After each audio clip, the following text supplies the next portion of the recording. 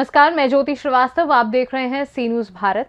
महासमुंद में बीजेपी प्रत्याशियों का चुनाव प्रचार करने पहुंचे असम के मुख्यमंत्री हेमंत बिस्वा शर्मा ने कांग्रेस सांसद राहुल गांधी को सनातन विरोधी बताया है। उन्होंने कहा, ये लोग सनातन धर्म को नुकसान पहुंचा रहे हैं, कांग्रेसी बाबर के अनुयायी हैं। इस दौरान वो कांग्रेस की रीति और नीति पर जमकर बरसे। देखिए ये रिपोर्ट। असम के मुख्यमंत्री हेमंत बिस्वा शर्मा महासमुंद पहुंचे और एक जनसभा को संबोधित कर भाजपा के चारों प्रत्याशियों को जिताने की अपील आम लोगों से की। असम के मुख्यमंत्री ने अपने संबोधन में कहा कि मेरी हिंदी थोड़ी कच्ची है, मैं माता कामाख्या की धरती से आया हूं और माता कौशल्या की धरती व लोगों को प्रणाम करता हूं। मैं अपील करता हूं कि जिले के चारों भाजपा प्रत्याशी को विजयी बनाएं। इस दौरान उन्होंने राहुल गांधी पर भी निशाना साधा। उन्होंने कहा कि आज तक कांग्रेस नेता कभी भी अयोध्या नहीं गए, किसके डर से नहीं जाते। उन्होंने कहा कि छत्तीसगढ़ में शराब के साथ खाद का भी सिंडिकेट चल रहा है। छत्तीसगढ़ में बार बार कर्ज माफी की आवश्यकता क्यों पड़ रही है? छत्तीसगढ़ में आदिवासियों का धर्मांतरण हो रहा है। छत्तीसगढ़ में कांग्रेस नेता केवल अपना जेब भर रहे हैं, जनता का कल्याण नहीं कर रहे। उसके बाद असम के सीएम बिलासपुर के लिए रवाना हो गए। कार्यक्रम के बाद भाजपा के चारों प्रत्याशी रैली निकालकर कलेक्ट्रेट पहुंचे और 3 विधानसभा के प्रत्याशियों ने नामांकन दाखिल किया और खल्लारी के प्रत्याशियों ने नामांकन दाखिल नहीं किया। मैं कामाख्या का धरती से माँ कौशल्या का धरती का सारे जनताओं को नमन करता हूँ, वंदन करता हूँ, अभिनंदन करता हूँ। मैं छत्तीसगढ़ में आया, आप लोग से मिलने का मेरा सौभाग्य हुआ और ये पवित्र धरती में आके मैं अपने आप को सौभाग्यशाली महसूस कर रहा हूं। भाइयों और बहनों, आज हमारा चुनाव भी आ रहा है। 4 साल प्रत्याशी महासमुंद में नामांकन दाखिल करेगा और मैं आप लोगों से अनुरोध करूंगा कि ये सारों प्रत्याशी को आप लोग भारी बहुमत से जिताइए और छत्तीसगढ़ में बीजेपी का सरकार बनाइए। भाइयों और बहनों, आज सुबह सुबह मैंने अखबार में देख रहा था कि राम मंदिर का उद्घाटन होगा। राम मंदिर का जो ट्रस्टीज है, कल आके सारे लोग प्रधानमंत्री जी को मिला और अयोध्या में राम मंदिर उद्घाटन के लिए, प्राण प्रतिष्ठा के लिए प्रधानमंत्री जी को न्योता दिया। तो मैंने जब ये दिल्ली से आते हुए मैं अखबार पढ़ रहा था, मेरा दिमाग में एक प्रश्न बार बार आते रहा। आज देश का स्वाधीन होने का 75 साल हो चुका है। ये जो काम प्रधानमंत्री नरेंद्र मोदी जी ने बाबर का जगह में जो राम मंदिर बनाया, ये पहला कांग्रेस का कोई भी प्रधानमंत्री ने क्यों नहीं बनाया? ये काम नरेंद्र मोदी जी तक इंतजार करना क्यों हुआ? सरासर हमें ये दिखाई देता है कि हमारा जो कांग्रेस का नेतागण था, उनका राम के लिए कभी भी मन में भक्ति नहीं था। उन्होंने हमेशा बाबर को ही भक्ति किया और बाबर को ही पूजा किया। उन्होंने कभी देश में राम मंदिर बने इसके लिए कभी उन्होंने कोशिश नहीं किया। आज प्रधानमंत्री नरेंद्र मोदी जी ने राम मंदिर बनाने का काम शुरू किया और अभी आते आते राम मंदिर उद्घाटन का समय भी हो गया। ये बात मैंने छत्तीसगढ़ में इसलिए रखा कि इसलिए छत्तीसगढ़ से राम का संबंध सबसे नजदीक का है। राम का माता कौशल्या यही जन्म हुआ था और माता कौशल्या का कारण ही, आशीर्वाद का कारण ही भगवान राम को हम लोगों ने मिला, उनका आशीर्वाद मिला, उनका शिक्षा मिला। माता और पिताओं, आज हमें एक बात का ऊपर ध्यान आकर्षित करना है, हमको देखना है। हमारा जो भी कांग्रेस का नेतागण है, आप लोगों ने कभी देखा है कि आज 5 साल राम मंदिर का निर्माण काम शुरू हुआ है। कितना भारत का कितना लोगों ने आज रामलला में गया, माथा टेका, राम का सम्मान किया। लेकिन मैंने आज 3-4 साल में कांग्रेस का कोई नेता को रामलला जाना नहीं देखा। उन्होंने राम मंदिर तक नहीं पहुंचा, आज तक नहीं पहुंचा। राहुल गांधी हर मंदिर जाते हैं, चुनाव आते हैं, लेकिन वो राम मंदिर नहीं जाते हैं। इसलिए अगर राम मंदिर और सलाह किया, उनको बाबर लोग उनको गाली देगा, इसीलिए बाबर का डर में और कभी राम मंदिर नहीं जाते हैं। उनका ये चीज हमें समझना चाहिए। भाई और बहनों, छत्तीसगढ़ का चुनाव आ रहा है। आज छत्तीसगढ़ का कांग्रेस सरकार जो 5 साल चला, ये सरकार ने हमें क्या दिया और क्या नहीं दिया, ये भी आप लोग को भी समझना चाहिए और लोगों को बोलना चाहिए। हमारा सांसद जी ने आपको सारे घोटाला का बारे में, कांग्रेस सरकार का घोटाला का बारे में आपको बताया। मैं 2-3 आपको बात बताना चाहता हूं। थोड़ा दिन पहले मैं छत्तीसगढ़ आया। छत्तीसगढ़ का हमारा पार्टी का कार्यकर्ता लोग हम मुझको बोला कि प्रधानमंत्री नरेंद्र मोदी जी ने छत्तीसगढ़ का गरीबों के लिए 16 लाख पक्का मकान भेजा था, लेकिन भूपेश बघेल जी ने एक भी मकान नहीं बनाया। और छत्तीसगढ़ के लिए जो प्रधानमंत्री नरेंद्र मोदी जी ने पैसा भेजा था वो लौटा दिया। उन्होंने कोई गरीब के लिए मकान नहीं बनाया। इसी समय हमारा पास भी असम में भी नरेंद्र मोदी जी सरकार ने 15 लाख मकान भेजा था और हमने 2 साल में सारे मकान बना दिया और गरीबों को मकान, एक ही मीटिंग में हर गरीबी को बुला के हमने मकान का चाबी भी दे दिया। भाई और बहनों, आप तो खुद नहीं कर सकते हैं, लेकिन जब प्रधानमंत्री जी पैसा भेजता है तो वो पैसा से भी आप गरीब का घर नहीं बनाता है, गरीब का मकान नहीं बनाता है। गरीब का साथ आपका क्या दुश्मनी है? गरीब का साथ आपका कौन सा दुश्मनी है? क्या मकान में प्रधानमंत्री जी का नाम आते हैं इसलिए आप मकान नहीं बनाएगा? भाई और बहनों, प्रधानमंत्री जी का नाम आते हैं, नरेंद्र मोदी का नाम नहीं आते हैं। आप वो मकान जो देश का प्रधानमंत्री जी ने भेजा था, ये 16 लाख मकान आपको बनाना चाहिए था और नहीं बना के आप गरीब का हक आपने छीन लिया।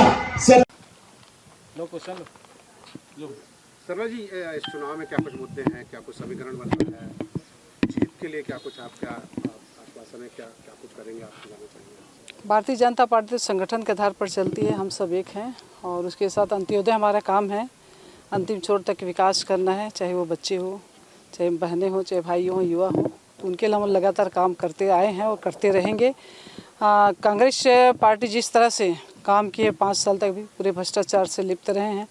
प्रधानमंत्री आवास नहीं गया है, घरों तक पानी नहीं पहुंचा है और उसके अलावा एकल शिक्षक ही हो गए हैं, दूरदस्त ग्राम में शिक्षक विहीन हो गए हैं। स्कूल नहीं है, एक के अतिरिक्त कक्षा में 5-5 क्लास लग रही है। ये सारे मुद्दे हैं। यहाँ पर स्वास्थ्य व्यवस्था ठीक नहीं है, रोडें ठीक नहीं हैं और बहुत सारी ऐसी अव्यवस्था है जिसके हम लगातार उठा रहे हैं और ग्रामीण जन खुद ब खुद बोल रही हैं। शर्मा जी, आपको टिकट मिला था, उसके बाद एक चौहान समाज में एक विरोध हुआ था क्योंकि टिकट के दावेदार तो बहुत थे। इन विरोधियों को कैसे मैनेज करेंगे आप? देखिए, पार्टी संगठित है और संगठित होकर चलती है। कुछ का अपना खुद का विचार हो सकता है, मनाने का प्रयास करते हैं और मना भी लिए हैं। एक उसमें अपने विचार के आधार पर अलग हुए हैं, तो वहाँ पर पार्टी समझती है और जनता भी समझती है। जो विधायक हैं अभी जोगी कांग्रेस में चले गए हैं, वो आपके अगेंस्ट खड़े हैं, बड़ी जो लॉबी है उनके पीछे है। इस लिहाज से अगर कोई देखा जाए तो आपको कितना कंपटीशन वो दे सकते हैं और आप जो आपसे नाराज जो लोग हैं, जो समुदाय है, उसको कैसे आप मना पाएंगे? देखिए, उनकी आपसी फुट तो उनकी आपसी फुट है और हमारे लिए तो अच्छा ही आपसी फुट है उनकी। तो लगातार आप जनसंपर्क कर रहे हैं, कैसा लोगों का इम्पैक्ट आपको मिलता है? लोगों का तो हम लगातार 20-25 साल से सेवा करते आ रहे हैं। जमीनी स्तर पर बहनों के बीच में जा रहे हैं, बच्चों के बीच में, स्कूलों में, तो बहुत स्वागत कर रहे हैं। और जमीनी स्तर पर जो सेवा करने वाले हैं उसको हृदय से स्वीकार कर रहे हैं और स्वागत कर रहे हैं। ये बहुत अच्छा लग रहा है। आने वाले कल में बहुत अच्छा होने वाला है। जो सेवा कार्य करने वाले उन्हीं को चुनने वाले हैं। सरायपाली विधानसभा में सीधे 2 महिला प्रत्याशियों के बीच टक्कर है, कितना चुनौती देखती हैं आप? कोई चुनौती नहीं है। 20 साल से जो सेवा कर रही हैं उनको स्वीकार करेंगे ही। और जो एकाएक आए हैं अपने सर्विस छोड़ के, जो स्कूल में भी ड्यूटी नहीं दिए, 6 महीने तक छुट्टी लेकर प्रचार करती रही हैं और वो अपनी जिम्मेदारी को वहन नहीं कर पाई, अब चुनाव मैदान में है, तो आप स्वयं समझ लीजिए। तो इस बार आपकी जीत सुनिश्चित है, तो मान रहे सबके, आप सबकी प्रार्थना और आप सबकी सहयोग से, जनता की सहयोग से, मेरे कार्यकर्ताओं की सहयोग से, स्नेह दुलार से जरूर हम बहुमत से जीतेंगे। साथ जनता के बीच रहे हैं आप। कांग्रेस के भ्रष्टाचार के इतने मुद्दे हैं, इतने घोटाले किए हुए हैं, और भारतीय जनता पार्टी के विकास कार्य 9 साल में हमारे यशस्वी प्रधानमंत्री मोदी जी ने भारत को और विश्व के नंबर 1 के स्थान में पहुंचा दिया है। अभी राम मंदिर का उद्घाटन होने वाला है। ऐसे ऐसे बहुत सारे मुद्दे हैं और जनता ये भ्रष्ट कांग्रेस की सरकार से एकदम त्रस्त है और भारतीय जनता पार्टी को लाने के लिए सब बेताब हैं। इसलिए जो भी छोटा सा भी कार्यक्रम होता है तो पब्लिक के पूरी भीड़ उमड़ रही है। इसी से सिद्ध होता है कि भारतीय जनता पार्टी का कमल खिलने वाला है। पिछले 1 महीने से आप लगातार चुनाव प्रचार कर रहे हैं, गांव-गांव जा रहे हैं, लोगों का क्या रुझान है, कैसा आपको इम्पैक्ट मिल रहा है? पूरे गांव के गांव, अभी खेती किसानी धान कटाई का भी समय है, बाकी जहां जहां हम जा रहे हैं भारतीय जनता पार्टी के लोग, पूरे गांव के लोग और उमड़ जाते हैं और सबका एक ही कहना है कि और नहीं सही वो बदल के रहे वो। लेकिन कांग्रेस का कहना है कि वहाँ स्थानीय जो विधायक है उन्होंने उस क्षेत्र में बहुत काम कराया है और भूपेश बघेल ने काम कराया, उस पर आप क्या कहना चाहेंगे? इससे आप कैसे लड़ पाएंगे? मीडिया वाले भाई लोग एक बार घूम के आ जाइए, वहाँ स्थानीय लोग उसको विधायक को पहचानते भी नहीं हैं। कभी 5 साल में एक दिन एक गांव में भी नहीं गए हैं वो, और स्वयं वहाँ पे रहते भी नहीं हैं। बसना में न उनका ऑफिस है न कार्यालय है, सरायपाली में रहते हैं और वहाँ पे अगर 20 चक्कर काटोगे भी तो जवाब यही मिलता है कि आप बसना के हमारे कार्यकर्ताओं से मिल लीजिए, आपका जो भी काम है वही लोग करेंगे। अग्रवाल जी, असम के मुख्यमंत्री विश्व शर्मा जी यहाँ पे आए थे, उनका उद्बोधन भाषण का कितना फर्क पड़ेगा, कितना वोट में फर्क पड़ेगा? पूरे देश में और असम के मुख्यमंत्री एक स्वच्छ छवि के जाने जाते हैं। जो वो बोलते हैं वो करके बताते हैं। 1 लाख लोगों को रोजगार देंगे बोले थे अपने टाइम के अंदर में, और 1 लाख लोगों को रोजगार दिया। प्रमाण पत्र हमारे गृह मंत्री अमित शाह जी से बंटवाया, तो इसलिए उनके आने से बहुत ज़्यादा फर्क तो पड़ेगा ही पड़ेगा। तो क्या माने इस बार आपकी जीत सुनिश्चित है? पूरी भारतीय जनता पार्टी की सरकार बन रही है और महासमुंद में चारों विधायक भारतीय जनता पार्टी के ही बन के आ रहे हैं। स्थानीय जो लोग हैं आपके बसना क्षेत्र में, उनके लिए आप किन मुद्दों को लेके जनता के बीच में जाएंगे? आपके प्रश्न में ही आपका जवाब है। स्थानीय के लिए स्थानीय मुद्दा बहुत है। मैं वहीं जन्मा पला बड़ा खेला कूदा हूँ और सबको मालूम है कि जो काम बोलेंगे संपत अग्रवाल करके बताएगा। इसलिए स्थानीय लोगों के लिए और बाकी जितने मुद्दे पार्टी के घोषणा पत्र के रहेंगे उनको सबको मालूम है कि प्रदेश में और अपने विधानसभा में पहले लागू करवाने का दम भी रखता हूँ। मुद्दों के साथ आप जनता के बीच बिल्कुल प्रेशर है राजनीति, और इस बतौर प्रत्याशी मुद्दे क्या हैं, किन मुद्दों के साथ जनता के बीच जाएंगे, और आज जो असम के मुख्यमंत्री आए थे उससे कितना फर्क पड़ेगा इस विधानसभा चुनाव के लिहाज से? असम के जो मुख्यमंत्री आए थे माननीय हेमंत बिस्वा शर्मा जी के आने से हमारे जितने भी युवा बच्चे हैं, युवा लाने की वर्ग है, उसमें बहुत ज़्यादा फर्क पड़ेगा। और निश्चित रूप से उनके जो संबोधन से भारतीय जनता पार्टी यहाँ बहुत अच्छे बहुमत से बहुत अच्छे बहुमत से क्या जीतेंगे। चुनौतियां हैं आपकी इसमें? अब जो प्रत्याशी कांग्रेस की और भी जो निर्दलीय प्रत्याशी, क्या चुनौती है?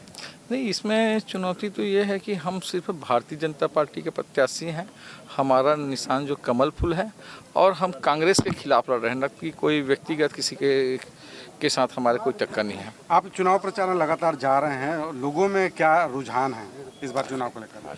भाजपा जितने भी गांव में गया हूं वहां पर सभी का मन जो है बदलाव में है, सभी को भारतीय जनता पार्टी फिर से वापसी लाना है, ऐसा चर्चा का विषय है पूरे क्षेत्र में। मुख्यमंत्री ने एक मास्टर स्ट्रोक खोला है और चुनाव से पहले ही किसानों की कर्ज माफी की बात की है, क्योंकि छत्तीसगढ़ किसानों को प्रदेश है और किसान वर्ग के वोट से ही सरकार बन रही है। इस बार ऐसा कुछ फर्क नहीं पड़ना है, क्योंकि उन्होंने 36 वादे करके 36 वादा पूरा धोखा दिया है, मतलब मुखर गया सब वादे से। तो इस बार ऐसा उसका कुछ भी घोषणा काम नहीं आएगा। क्या मानते हैं इस बार आपकी जीत सुनिश्चित है?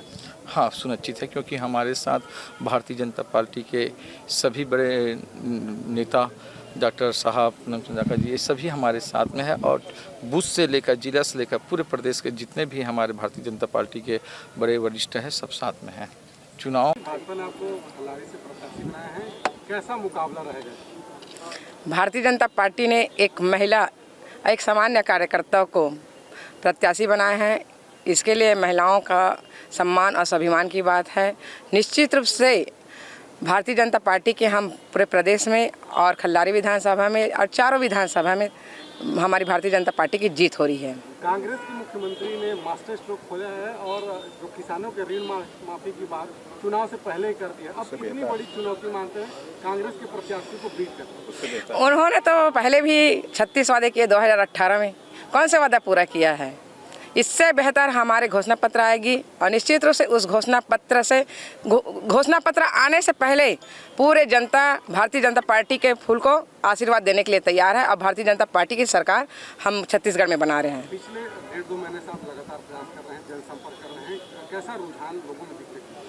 मैं घर घर में जाके बता रही हूँ हमारे भारतीय जनता पार्टी के माननीय नरेंद्र मोदी जी केंद्र सरकार की उपलब्धियों को। विगत 15 साल हमारे भारतीय जनता पार्टी प्रदेश में डॉक्टर रमन सिंह जी के जितनी भी योजनाएं सबको घर घर में बता डाली हूँ। अब सभी लोग समझ चुके हैं कि निश्चित रूप से हित में सबके साथ सबके विकास और सबका प्रयास भारतीय जनता पार्टी की सरकार ही करती है। अभी तक कांग्रेस ने 5 साल में कुछ भी नहीं किया है। पिछले समय भी 70 साल इन्होंने राज किया है, लेकिन एक भी योजना महिलाओं के लिए, न किसान के लिए, न मजदूर के लिए कोई भी योजना लाए ही नहीं है। और सभी लोग इस योजना से लाभान्वित हैं और सभी वर्ग के लोग भारतीय जनता पार्टी के कमल छुप छाप को आशीर्वाद देने के लिए तैयार ही है। मतलब जीत के प्रति आप सुनिश्चित? हाँ, सुरक्षित है। पूरे 90 विधानसभा में भारतीय जनता पार्टी की सीट आ रही है।